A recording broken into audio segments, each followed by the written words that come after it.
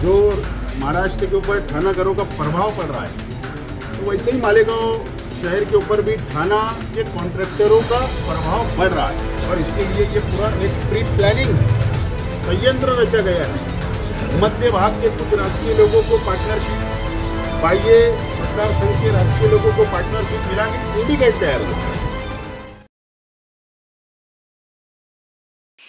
आप देख रहे हैं अब तक न्यूज इंडिया, जो आपको रखे आगे। सर, आपने कहा था कि मालेगांव महानगर पालिका का स्वच्छता का जो ठेका है वो मालेगांव महानगर पालिका खुद चलाए, लेकिन कल एक टेंडर यहाँ पर निकल गया स्वच्छता का, उसको लेकर आप क्या कहेंगे? आज भी मेरी यही अपेक्षा है कमिश्नर साहब से कि मालेगांव महानगर पालिका के कर्मचारियों के माध्यम से ही ये मालेगांव का साफ सफाई का ठेका, साफ सफाई चलना चाहिए, नियोजन करना चाहिए।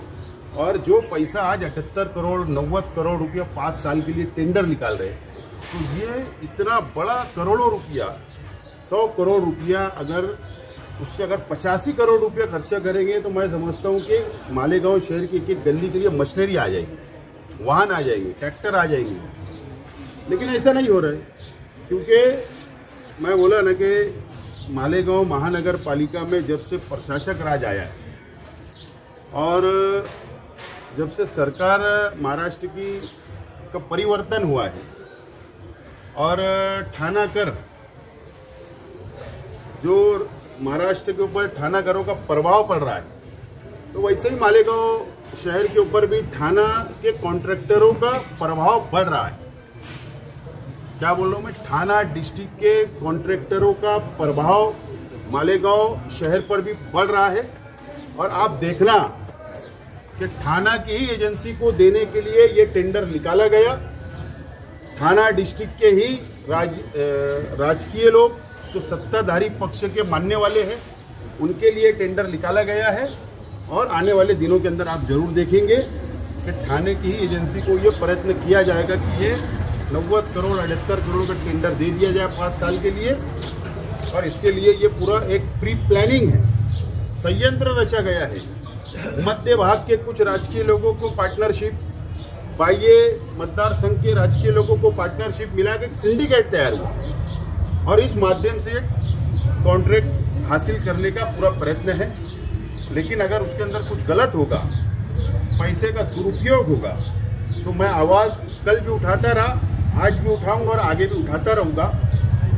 आज भी मेरी विनती है माननीय कमिश्नर साहब से कि ये टेंडर को रोके और मालेगांव महानगर पालिका के कर्मचारियों से ये शहर का साफ सफाई का काम ले। मानधन पे हमारे पास में भरपूर कर्मचारी है, हमारे पास कहीं सैकड़ों गाड़ियां है, जेसीबी है, सारी व्यवस्था हमारे पास में है। फिर ठेका निकालने का कारण नहीं निकलना चाहिए? नगर पालिका के कर्मचारियों की पगार 2-2 महीना नहीं होती मानधन वालों की।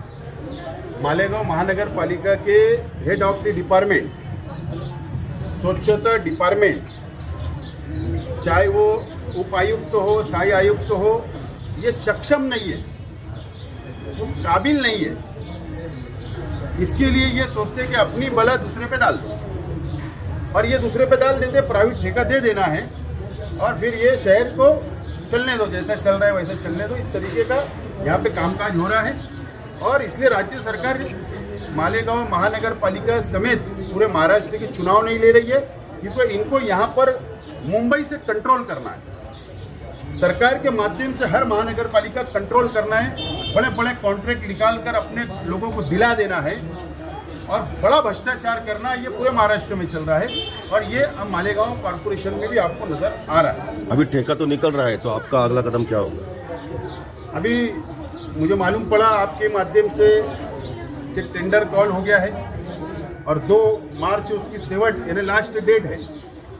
अब इस बीच के अंदर जरा वो टेंडर किस तरीके से निकाले, कितना उसमें भ्रष्टाचार है, उसकी मैं अभ्यास करूंगा, स्टडी करूंगा।